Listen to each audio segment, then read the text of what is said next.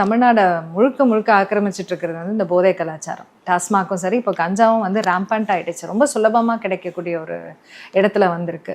உங்களுக்கு இதுல ஏதாவது இதை மாற்றக்கூடிய இல்லை இதை மாற்றணும், இது மிகப்பெரிய அழிவை நோக்கி இளைய தலைமுறை அழைத்து செல்கிறது என்று சட்டமன்றத்திலே என்னுடைய கடுமையான உரையை நான் நிகழ்த்திருக்கிறேன்.